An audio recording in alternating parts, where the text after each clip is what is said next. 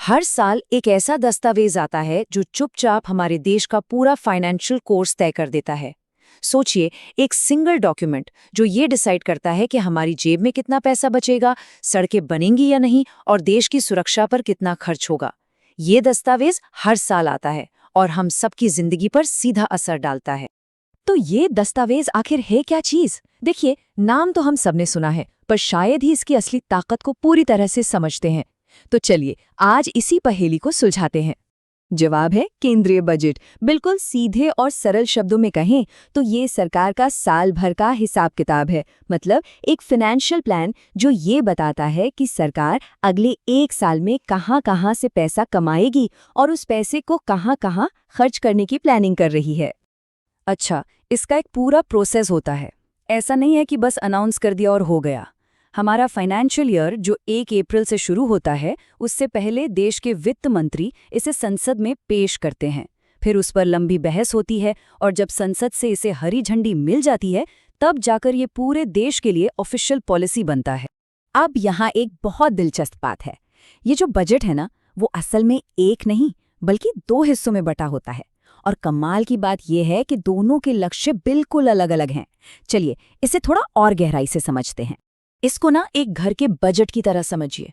एक है राजस्व बजट, जो घर के रोज के खर्चों का हिसाब रखता है, जैसे राशन, बिजली का बिल, बच्चों की स्कूल फीस। और दूसरा है पूंजीगत बजट, जो भविष्य के बड़े निवेश के लिए है, जैसे कोई नया घर खरीदना या कोई जमीन लेना। मतलब एक आज के लिए और दूसरा आने वाले कल के लिए। तो ये जो राजस्व बजट है, इसमें पैसा आता कहाँ से है और जाता कहाँ है? देखिए, इसमें सरकार की जो रेगुलर कमाई है, मतलब जो टैक्स हम सब देते हैं, वो आता है।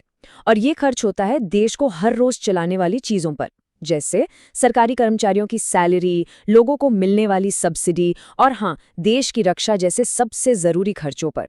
और पूंजीगत बजट, जैसा कि हमने कहा, ये भविष्य बनाने के लिए है। इसके लिए पैसा जुटाने के लिए सरकार या तो उधार लेती है या फिर अपनी किसी कंपनी में हिस्सेदारी बेचती है, जिसे विनिवेश कहते हैं। और फिर इस पैसे को देश की नींव मजबूत करने में लगाया जाता है, जैसे नए हाईवे बनाना, रेलवे को बेहतर करना, नए अस्पताल और स्कूल बनाना। ये एक लाइन इसे बहुत अच्छे से समझाती है।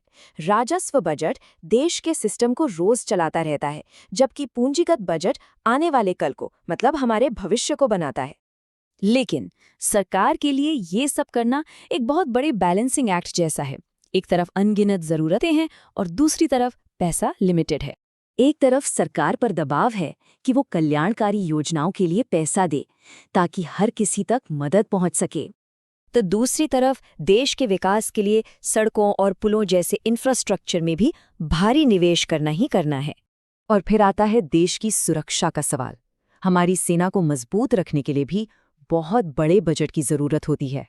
इन सब के बीच अर्थव्यवस्था का पहिया भी तो घुमाना है, ताकि नई नौकरियां बने और देश तरक्की करे।